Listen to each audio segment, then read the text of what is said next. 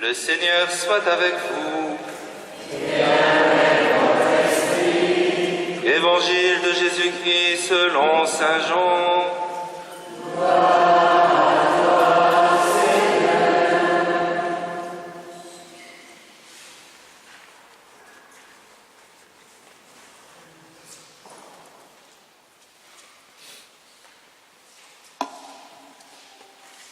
En ce temps-là, en sortant du temple, Jésus vit sur son passage un homme aveugle de naissance. Ses disciples l'interrogèrent. « Rabbi, qui a péché, lui ou ses parents, pour qu'il soit né aveugle ?» Jésus répondit, « Ni lui ni ses parents n'ont péché, mais c'était pour que les œuvres de Dieu se manifestent en lui. Il nous faut travailler aux œuvres de celui qui m'a envoyé tant qu'il fait jour. La nuit vient où personne ne pourra plus y travailler. Aussi longtemps que je suis dans le monde, je suis la lumière du monde. » Cela dit, il cracha à terre et, avec la salive, il fit de la boue. Puis il appliqua la boue sur les yeux de l'aveugle et lui dit, « Va te laver à la piscine de Siloé. » Ce nom se traduit « envoyé ». L'aveugle y alla donc et il se lava. Quand il revint, il voyait. Ses voisins et ceux qui l'avaient observé auparavant, car il était mendiant, dirent alors, « N'est-ce pas celui qui se tenait là pour mendier ?» Les uns disaient, « C'est lui », les autres disaient, « Pas du tout, c'est quelqu'un qui lui ressemble. » Mais lui disait, « C'est bien moi. » Et on lui demandait, « Alors comment tes yeux se sont-ils ouverts ?» Il répondit, « L'homme qu'on appelle Jésus a fait de la boue et il me l'a appliqué sur les yeux. Il m'a dit, « Va à Siloé et lave-toi. » J'y suis donc allé et je me suis lavé, alors j'ai vu. Ils lui dirent, « Et lui, où est-il » Il répondit, « Je ne sais pas. » On l'amène aux pharisiens, lui, l'ancien aveugle. Or, c'était un jour de sabbat que Jésus avait fait de la boue et lui avait ouvert les yeux. À leur tour, les pharisiens lui demandaient comment il pouvait voir.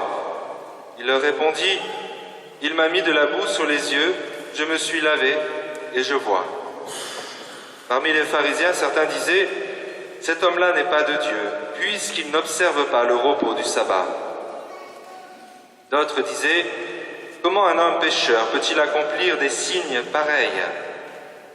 Ainsi donc, ils étaient divisés. Alors il s'adresse de nouveau à l'aveugle. « Et toi, que dis-tu de lui, puisqu'il t'a ouvert les yeux ?» Il dit, « C'est un prophète. » Or les Juifs ne voulaient pas croire que cet homme avait été aveugle et que maintenant il pouvait voir. C'est pourquoi ils convoquèrent ses parents et leur demandèrent, « Cet homme est bien votre fils, et vous dites qu'il est né aveugle. Comment se fait-il qu'à présent, il voit ?» Les parents répondirent, « Nous savons bien que c'est notre fils et qu'il est né aveugle. Mais comment peut-il voir maintenant? Nous ne le savons pas. Et qui lui a ouvert les yeux? Nous ne le savons pas non plus. Interrogez-le, il est assez grand pour s'expliquer. » Ses parents parlaient ainsi parce qu'ils avaient peur des Juifs. En effet, ceux-ci s'étaient mis d'accord pour exclure de leurs assemblées tous ceux qui déclaraient publiquement que Jésus est le Christ. Voilà pourquoi les parents avaient dit « Il est assez grand, interrogez-le. » Pour la seconde fois, les pharisiens convoquèrent l'homme qui avait été aveugle et ils lui dirent « Rends gloire à Dieu. Nous savons, nous, que cet homme est un pécheur. » Il répondit « Est-ce un pécheur? Je n'en sais rien. Il y a une chose que je sais, j'étais aveugle et à présent je vois. » Ils lui dirent alors « Comment a-t-il fait pour t'ouvrir les yeux ?» Il leur répondit « Je vous l'ai déjà dit et vous n'avez pas écouté. Pourquoi voulez-vous m'entendre encore une fois? Serait-ce que vous voulez, vous aussi, devenir ses disciples ?» Ils se mirent à l'injurier. « C'est toi qui es son disciple. Nous, c'est de Moïse que nous sommes les disciples. Nous savons que Dieu a parlé à Moïse, mais celui-là, nous ne savons pas d'où il est. » L'homme leur répondit, « Voilà bien ce qui est étonnant. vous ne savez pas d'où il est, et pourtant il m'a ouvert les yeux. Dieu, nous le savons, n'exauce pas les pécheurs. Mais si quelqu'un l'honore et fait sa volonté, il l'exauce. Jamais encore on avait entendu dire que quelqu'un ait ouvert les yeux à un aveugle de naissance. Si lui n'est pas de Dieu, il ne pourrait rien faire. Ils répliquèrent, « Tu es tout entier dans le péché depuis ta naissance, et tu nous fais la leçon. » Et ils le jetèrent dehors. Jésus apprit qu'il l'avait jeté dehors. Il le retrouva et lui dit, « Crois-tu au Fils de l'homme » Il répondit, « Et qui est-il, Seigneur, pour que je croie en lui » Jésus lui dit, « Tu le vois, et c'est lui qui te parle. » Il dit, « Je crois, Seigneur » et il se prosterna devant lui. Jésus dit alors, « Je suis venu en ce monde pour rendre un jugement, que ceux qui ne voient pas puissent voir, et que ceux qui voient deviennent aveugles. » Parmi les pharisiens, ceux qui étaient avec lui entendirent ces paroles et lui dirent, « Serions-nous aveugles, nous aussi ?» Jésus leur répondit, « Si vous étiez aveugles, vous n'auriez pas de péché. Mais du moment que vous dites, « Nous voyons », votre péché demeure. » Acclamons la parole de Dieu.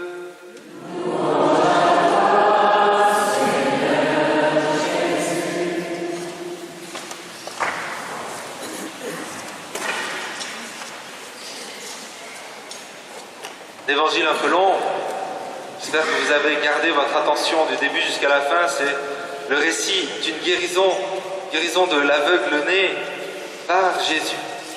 Et dans ce récit de guérison, vous-même, en écoutant cet évangile, vous avez dû en comprendre et découvrir beaucoup de choses.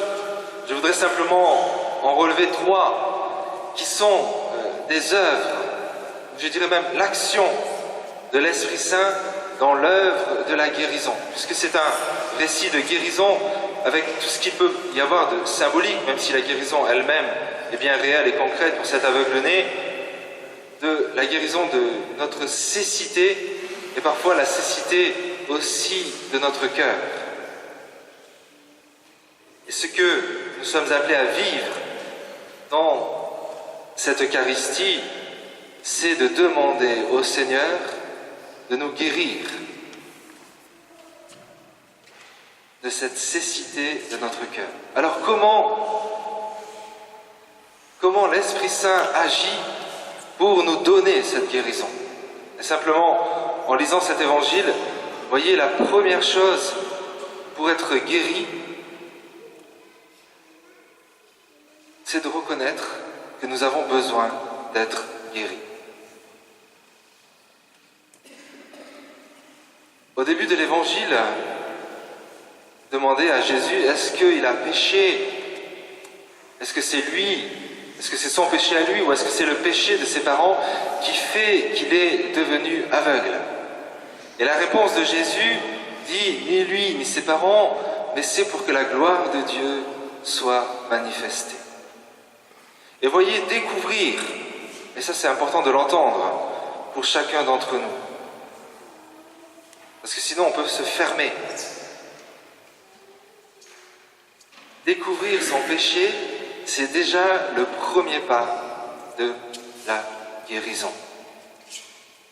Et c'est l'œuvre de l'Esprit Saint de nous le montrer. Et lorsque le Seigneur nous montre, lorsque l'Esprit Saint nous montre notre faiblesse, notre péché, eh bien déjà il nous relève. Vous voyez, c'est toute la différence. Enfin, non, l'expression n'est pas bonne. C'est pas toute, il y en a plus que ça.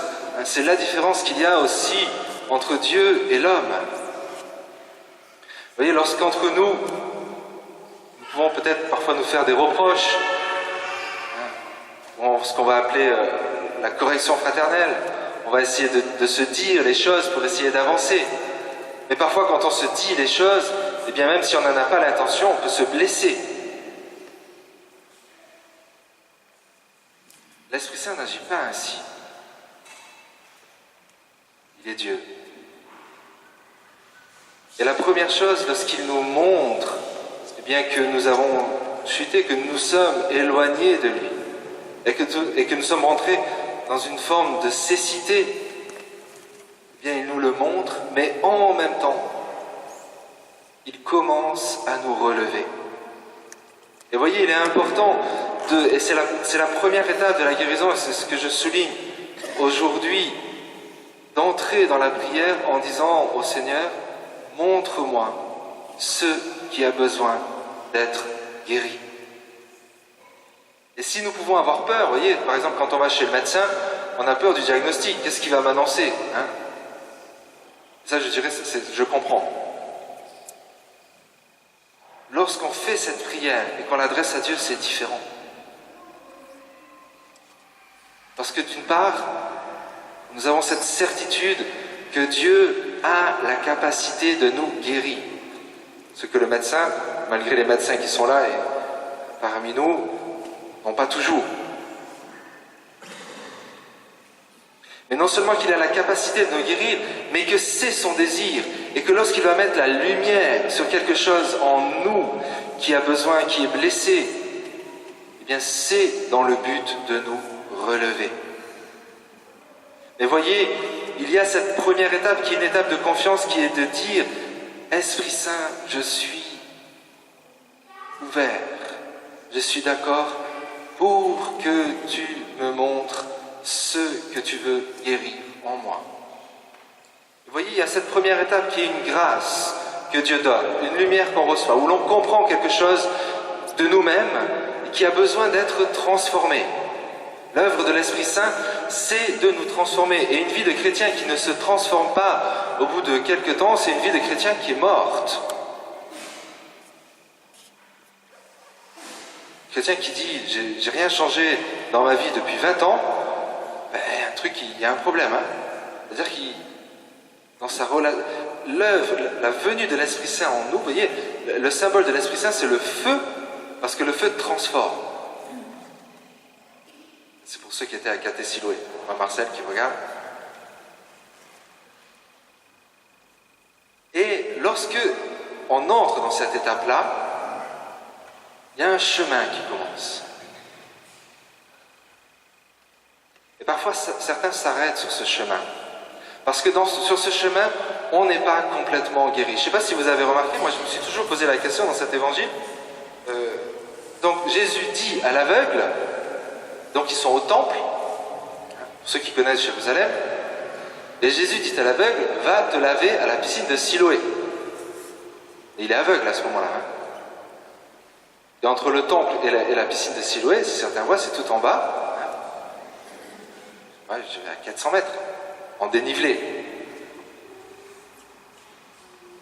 Et dans le chemin de la guérison, il faut aussi parfois accepter, on sait où on va. On sait qu'on va à la piscine de Siloé pour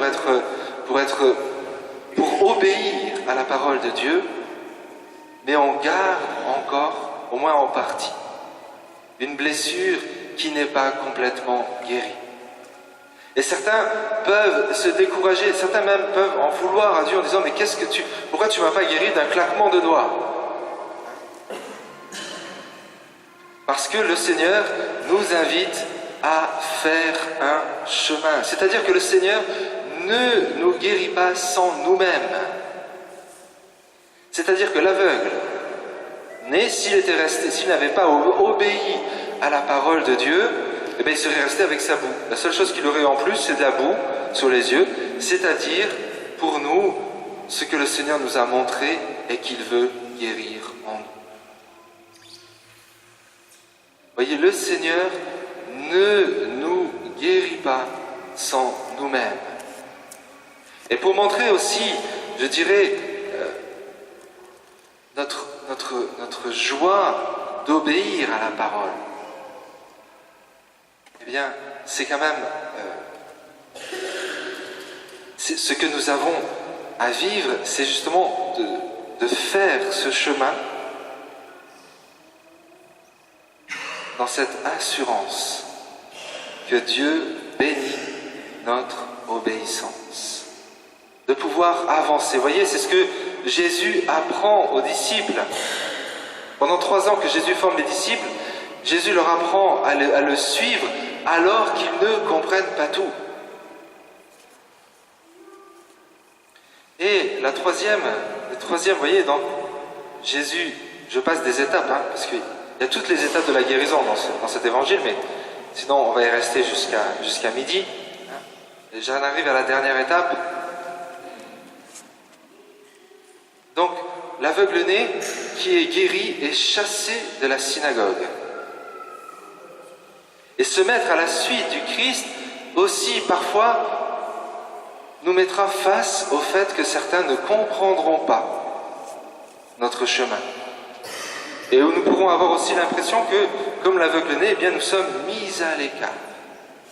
En tout cas, l'aveugle-né qui est guéri n'est pas soutenu par ses parents, est chassé de la synagogue.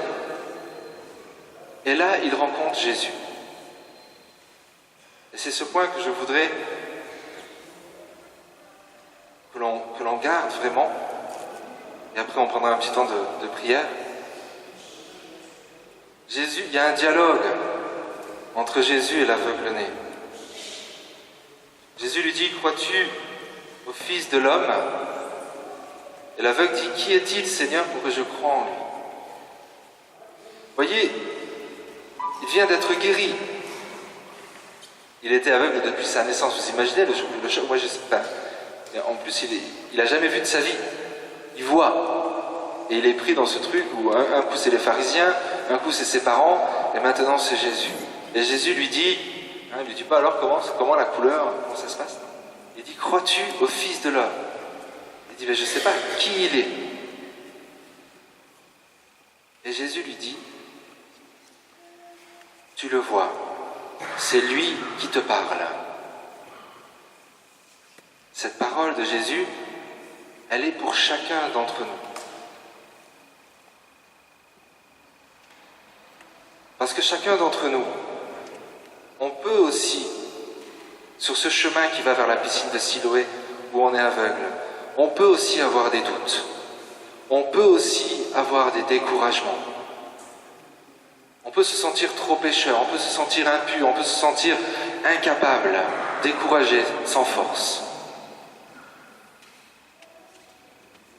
Et Jésus nous dit, pour pouvoir continuer ce chemin, il faut entendre cette parole de Jésus. Tu le vois, c'est lui qui te parle.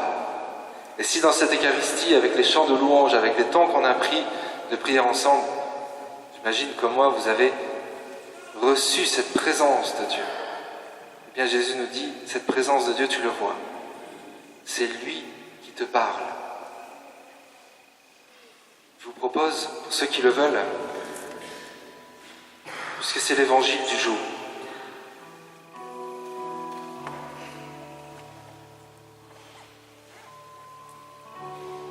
d'entendre cette parole de Jésus.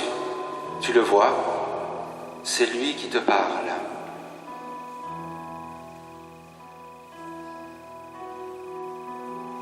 Ceux qui le souhaitent, vous pouvez fermer les yeux, ouvrir vos mains et accueillir cette parole de Jésus. Et entendre avec les yeux de votre cœur, avec les oreilles de votre cœur, cette parole de Jésus. Une parole de Jésus qui est différente pour chacun d'entre nous. Parce que chacun d'entre nous avons une relation unique avec Dieu.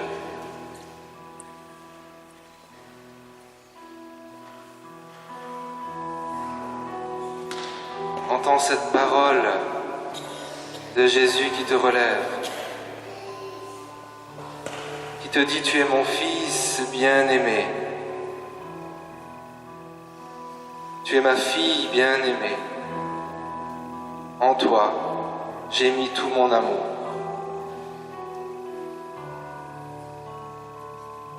Ne regarde pas les fautes de ton passé.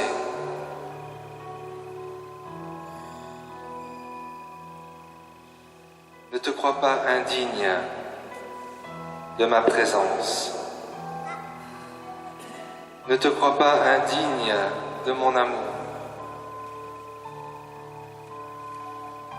Écoute cette voix.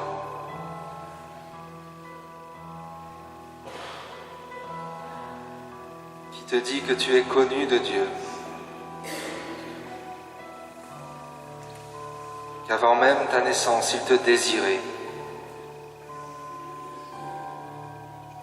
Qu'il est avec toi tous les jours.